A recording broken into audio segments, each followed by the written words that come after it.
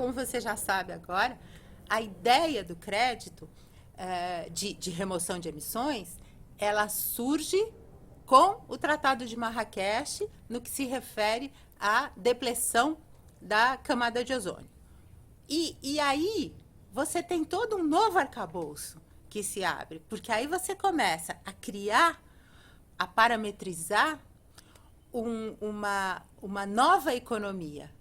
A economia que vem da remoção de emissões negativas através de evidências objetivas. Ou seja, você tem como monetizar.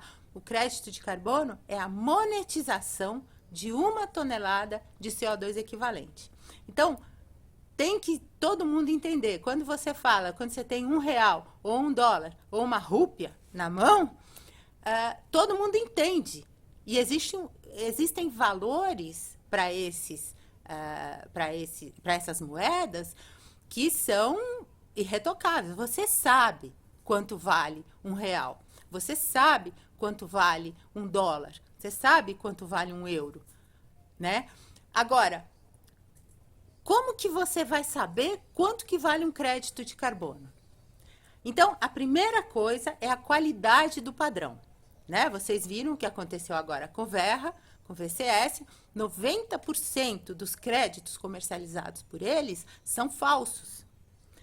E o Verra era um dos padrões mais respeitados no mundo. Agora, qual que é o padrão que é irretocável? Qual que é o padrão que é irreprochável? É o padrão da ONU, da UNFCCC. Esses créditos advindos do Tratado de Quioto, eles são absolutamente confiáveis. Quando você tem um crédito desse, você pode confiar que esse crédito é legítimo, né?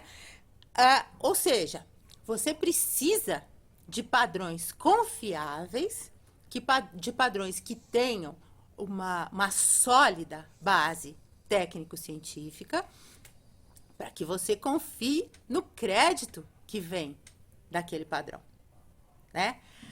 O que não acontece aqui no Brasil com relação ao RenovaBio?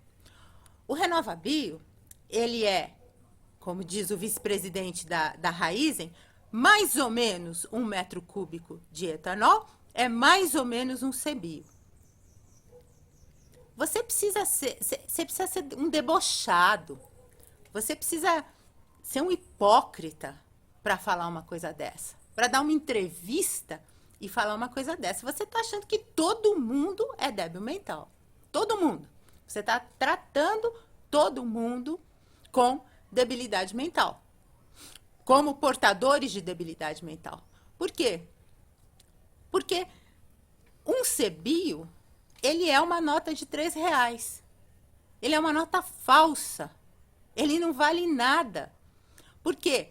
Porque não tem um arcabouço científico que sustente, que substancie a remoção de 1 tonelada de CO2 equivalente no processo gerador desse crédito. Esse crédito, ele não agrega nada. Além do que, o cenário não é adicional. Por quê? Porque eles estão recebendo créditos de carbono, o setor sucroalcooleiro, para fazer o que eles sempre fizeram. Eles não estão inovando, eles não estão melhorando nada.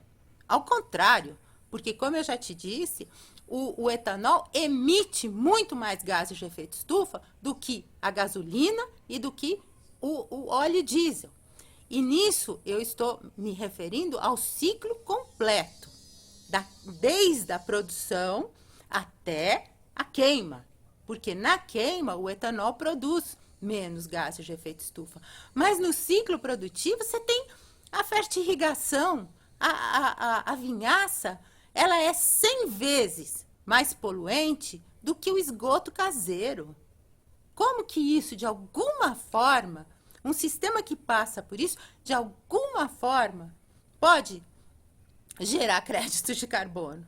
É um absurdo, uma coisa. Isso sem falar do trabalho escravo, do envenenamento de crianças indígenas e todo o entorno disso que eu já te contei e que eu vou entrar mais a fundo nisso no futuro. Mas O fundamental aqui é que você entenda que um crédito de carbono não é um pedaço de papel.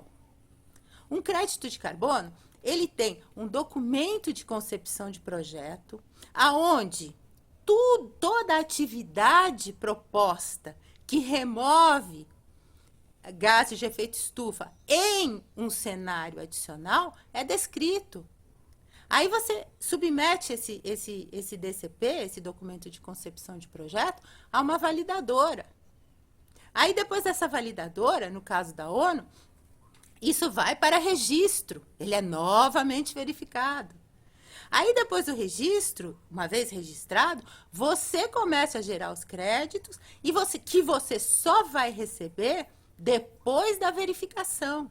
Então, de novo, uma certificadora vai aonde está ocorrendo a atividade de projeto e atesta, através de evidências objetivas, que aqueles gases de efeito estufa, aquilo que você falou que você ia remover no projeto, realmente está acontecendo.